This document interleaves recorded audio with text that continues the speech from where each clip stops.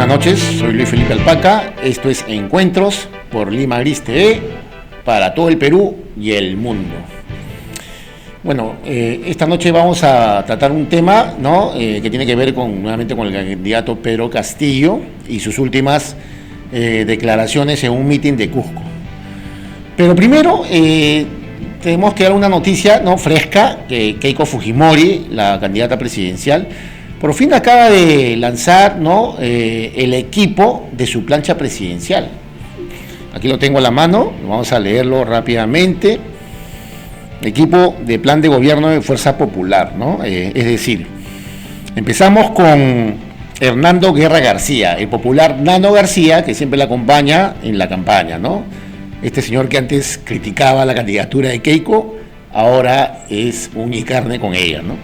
Él va a acompañar al equipo del plan de gobierno como jefe, repito, de plan de gobierno y encargado de microempresas, ¿no?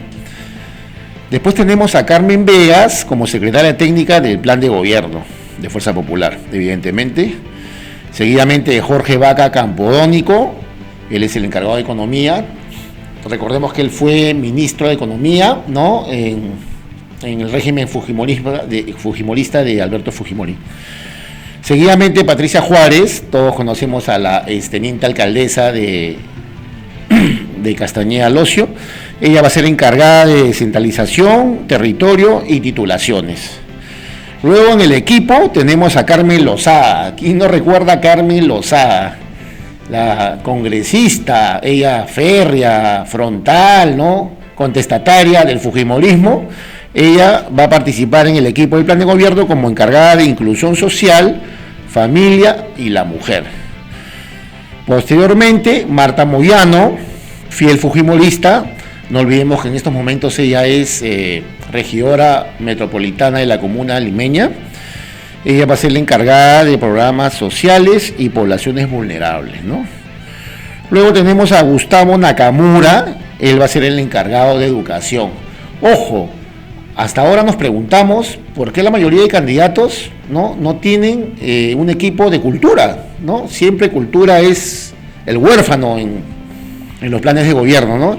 Y acá simplemente figura Nakamura como encargado de educación. Podrían agregarle educación y cultura, pero lo han omitido. Posteriormente tenemos a Fernando Rospigliosi, que ya siempre lo vemos en las pantallas todos los días representando a la candidatura de Keiko, y él es el encargado de seguridad ciudadana y orden interno. Recordemos que él fue ministro del Interior y probablemente esa experiencia intente aplicarla con la aventura fujimorista, ¿no? Luego tenemos a Marco Vinelli, encargado de agricultura. Después a Flor Mesa, que es la encargada de las juventudes de Fuerza Popular. Y finalmente el actual congresista fujimorista Dítil Columbus, ¿no?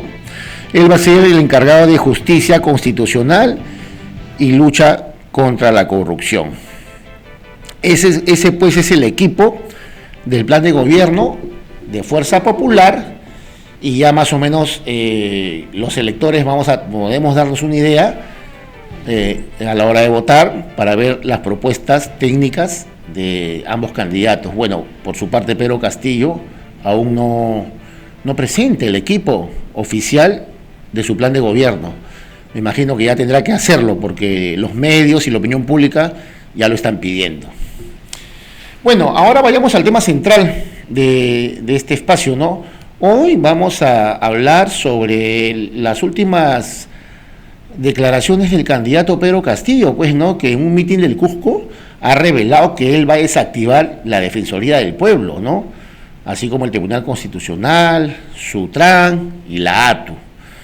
Pero centrémonos un poco en lo que él mismo dijo, ¿no? Por favor, señor director, vayamos a las imágenes. Y elegir de nuevo a este Tribunal Constitucional, al Tribunal de la Corrupción, al Tribunal del Olvido de la Desigualdad, por un tribunal verdaderamente del pueblo. Porque sus demandas de Espinar ha terminado en el tribunal. La demanda de los maestros está dormida en el tribunal. La demanda de incluso de los compañeros que cobraron víctimas de los agroexportadores están en el tribunal. La plata de la ONP, que no se quiere defender su demanda de ellos, está en el tribunal. Todo está en el tribunal. Entonces, ¿para qué queremos un tribunal? Y lo peor, que hay que desactivar la Defensoría del Pueblo. Ustedes conocen, la Defensoría del Pueblo ha defendido el final. Pero ¿cuánto se lleva? ¿Cuánto? Las empresas transnacionales están con las horas contadas. Bueno, han escuchado ustedes las declaraciones, ¿no?, efervescentes del candidato Castillo con un enardecido público, ¿no?, en Cusco. Evidentemente él ha sido enfático y mencionó que va a desactivar la Defensoría del Pueblo, además del Tribunal Constitucional, Sutran y la ATO, ¿no?, que es la Autoridad de Transporte Urbano. Él ha mencionado esto porque dice que la Defensoría del Pueblo no ha defendido al pueblo, ¿no? Incluso entre el público se escucha el clamor así agresivo de una persona que mencionó, sí, solamente se preocupan por las transnacionales. Pero preguntémonos, ¿así de fácil un candidato puede prometer a sus electores que cuando sea presidente va a desactivar un tribunal constitucional, una defensoría del pueblo y otro organismo estatal? Bueno, no debería ser muy irresponsable de su parte, porque entendemos probablemente sus buenas intenciones, pero empecemos por decir de que la Defensoría del Pueblo, así como el Tribunal Constitucional, son instituciones estatales autónomas que están refrendadas por la Constitución. ¿Qué significa? Que en la Constitución figuran estas instituciones como tuteladoras, ¿no?, de los administrados para defender derechos constitucionales. Entonces no es tan fácil, ¿no?, lo que menciona el candidato Castillo. Probablemente desconozca los temas legales con respecto a cómo se maneja la institucionalidad y quiénes serían los responsables de estos roles. Pero vamos a rescatar también sus buenas intenciones. Por ejemplo, el artículo 161 de la Constitución menciona claramente la labor de la Defensoría del Pueblo. Y aquí brevemente voy a mencionar en qué consiste el rol de la Defensoría, por ejemplo. Es clarísimo, ¿no? Artículo 162 de la Carta Magna, atribuciones de la Defensoría del Pueblo. Corresponde a la Defensoría del Pueblo defender los derechos constitucionales y fundamentales de la persona y de la comunidad y supervisar el cumplimiento de los deberes de la administración estatal y la prestación de los servicios públicos a la ciudadanía. ¿Qué significa? Que la Defensoría tiene que defender los derechos del pueblo, tal como figura el título o la nomenclatura de su institución. No tiene otra labor, tiene que defender al pueblo, no debe defender otros intereses que no sean del pueblo. Entonces, ¿qué ha sucedido realmente con el funcionamiento de la Defensoría del Pueblo en el Perú? Menciono en el Perú porque la Defensoría es una figura mundial. Es una figura mundial que ya data desde el siglo XII, o sea, se inició con la justicia de Aragón, ¿no?, en el siglo XII, y después la Constitución sueca la incorporó en el año de 1800. Y de ahí para adelante, esta institución constitucional, tuteladora de los derechos de la ciudadanía y de la gente, se ha diseminado por todo el mundo. En el Perú, la Defensoría del Pueblo nace, y es increíble mencionarlo, ¿no?, pero nace precisamente con la Constitución de Alberto Fujimori en 1993. Cuando Alberto Fujimori empezó o impulsó con este CCD, Congreso Democrático Constituyente, y esta nueva Asamblea Constituyente de la nueva Constitución, incorporó en la Carta Magna la figura de la Defensoría. Y de ahí empezó, ¿no?, la Defensoría a funcionar. ¿Y quién inauguró la Defensoría? Nada menos que el primer abogado, ¿no?, este señor notable que ya falleció, Santisteban de Noriega, ¿no? O sea, Jorge Santisteban de Noriega fue el abogado que se encargó de la Defensoría durante la época de Fujimori. Y hay que mencionar que el doctor Santisteban de Noriega tuvo una labor impecable, era una persona muy preocupada realmente por la labor que tendría que desarrollar este ente. Después ingresa Walter Albán, un abogado conocido, que también ha sido embajador de la OEA. Seguidamente Beatriz Merino, una abogada de Harvard. Y después Eduardo Vega Luna. ¿Quién es Eduardo Vega Luna? Nada menos que el actual ministro de Justicia del gobierno de Sagasti. Y finalmente, quien ahorita se encuentra en la Defensoría del Pueblo es el doctor Walter Gutiérrez. Ahora la pregunta es, ¿han desarrollado su rol realmente como debe ser? La Defensoría tiene ya prácticamente 27 años. ¿Qué ha hecho por el pueblo? Es decir, ¿las demandas de Pedro Castillo son legítimas? Yo creo que sí. Yo creo que él ha conectado con esa parte de peruanos que están olvidados por el centralismo, porque cuando él dice que ha hecho la Defensoría por ustedes, creo que en un momento textualmente menciona que ha hecho la Defensoría por Espinar, y la gente enardecida dice, nada.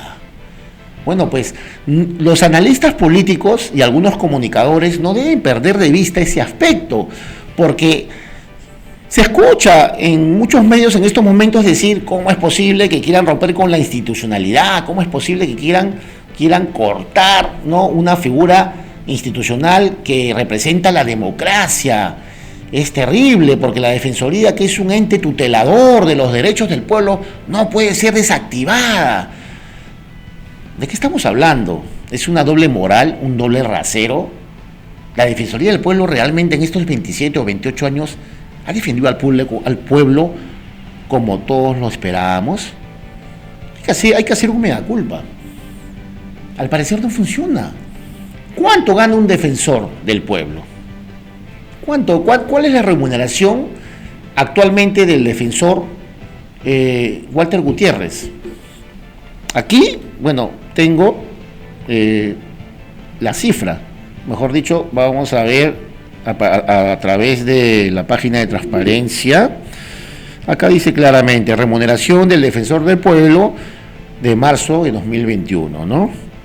Apellidos y nombres: Gutiérrez Camacho, Walter Francisco, nivel DP, cargo defensor del pueblo. Remuneración bruta, 15.600 soles, más función defensorial. O sea, estos están como los congresistas, que tienen su salario, su remuneración, y luego vienen los gastos operativos, ¿no?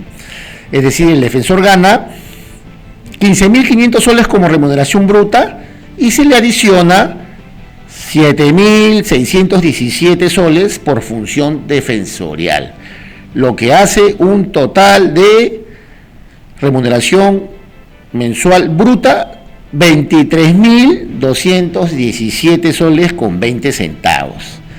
Eso es lo que gana el defensor del pueblo en estos momentos. Además de ello, tiene inmunidad. En la Constitución figura, el defensor tiene inmunidad, así como los congresistas. Pero ¿qué hace pues el defensor del pueblo con ese salario dorado y todo su equipo? ¿Realmente defienden a la gente? Pareciera que la Defensoría del Pueblo ha sido creada para dar trabajo a los amiguitos de la caviarada, pues. ¿No les parece extraño que desde el mandato de Toledo entre Walter Albán? O sea, ese grupo que se conoce, Beatriz Merino, ¿no?, que también su gestión fue muy aplaudida, por cierto, ¿no? Ella creo que finalmente renunció, pero ¿realmente se dedican a ver las demandas de la gente?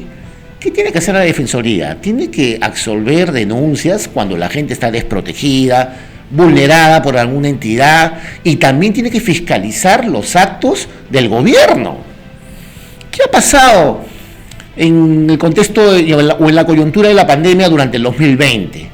¿Qué ha pasado, recuerden ustedes, cuando hubo las revueltas y las protestas masivas en el mes de noviembre, cuando Merino tuvo que renunciar a la presidencia de la República, y es ahí donde salieron todos los jóvenes multitudinariamente y se inventaron 47 desaparecidos?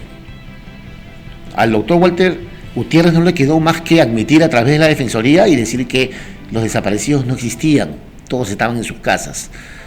Eso fue una versión que creó la Coordinadora Nacional de Derechos Humanos, ¿no?, en complicidad con unos congresistas del Partido Morado, que crearon desaparecidos y que nunca existieron. Pero más allá de eso, la Defensoría defiende otros casos, defiende los conflictos sociales. O sea, ¿cuánto dinero recibe la Defensoría del Estado para poder funcionar? Porque es un organismo que tiene una estructura. ¿Está a la altura de su institución? ¿Vale la pena? Entonces yo creo que Castillo, si bien se equivoca de que él tiene que desactivarlo como presidente, si es que fuera elegido, se equivoca pues porque un presidente no puede desactivarlo, evidentemente. Tiene que hacerlo el Congreso, porque tiene que implementarse una reforma constitucional impulsada por el Congreso a través de 2/3 de los votos, ¿no?, o el número, más de la mitad del número legal de congresistas, con 2 legislaturas, algo así. O sea, no es tan fácil. El presidente no lo puede hacer, él lo puede sugerir. Pero yo creo que Castillo lo menciona, probablemente tenga un poco de desconocimiento jurídico constitucional, pero lo menciona de buena intención, porque él representa a la gente, no es un candidato que se muestra como un político ortodoxo, el político habitual, que se viste muy bien, que anda en una portátil, ¿no?, representado en buenos vehículos, que va a todos los medios, que tiene retórica. No, él representa al habitante, al peruano de cualquier parte del país. Y yo creo que en ese sentido, la gente que vive en todos los confines del Perú se han identificado con Pedro Castillo. Por eso que él menciona, desactivemos la Defensoría del Pueblo porque no ha hecho nada por el pueblo. Desactivemos el Tribunal Constitucional porque hemos visto últimas sentencias que favorecen a grupos de poder. O sea, por otro lado, el Tribunal Constitucional, que debe ser imparcial, parece que se hubiera convertido en un tribunal político. Es lamentable mencionarlo, pero los constitucionalistas, más allá de su sesgo político, tienen que aplicar la doctrina constitucional. Y muchas veces con las últimas sentencias que hemos visto, parece que no aplican la doctrina constitucional, están aplicando ideología, enfoque político, lo que lo convierte en un tribunal espurio, porque además ya está fuera de tiempo desde hace mucho tiempo y le falta un miembro. Entonces yo creo que se debe entender un poco las ganas de Castillo de querer reformular estas instituciones. Claro que él es radical y dice la desactivaremos, que creo que no es lo conveniente. En todo caso, lo que necesita el nuevo presidente a partir del 28 de julio de este año es definitivamente reformular estas instituciones, si es posible hacer una poda, pero no desactivarla, pues no, porque tampoco lo van a poder hacer. Eso le compete al Congreso mediante, repito, una reforma constitucional, porque para desactivar la Defensoría del Pueblo se tiene que retirar de los preceptos materiales de la Constitución ese artículo 162. No es tan sencillo como lo menciona el candidato. Pero yo estoy de acuerdo en que esas instituciones ya no deben ir más de la manera como lo están yendo, así como la SUTRAN, porque se necesita una SUTRAN para que haya fiscalización en las carreteras de todas las regiones, y se necesita la ATU también para que fiscalice y haga un ordenamiento del transporte público. Pero esa señora Ana Jara, o María Jara, la titular de la ATU, tampoco ha tenido una respuesta efectiva ni una gestión buena a través de su paso por el transporte público desde que era gerenta en la ELA Villarán. Finalmente, esperemos que el señor Castillo afine su discurso que está dentro de la campaña, se asesore mejor y, más allá de desactivar instituciones que representan la institucionalidad y la democracia, por lo menos que reformule sus ideas y las reorganice. Eso es lo que todos queremos, si es que saliera elegido este señor o saldría elegida la candidata Keiko Fujimori. Eso ha sido todo por hoy y hasta la próxima.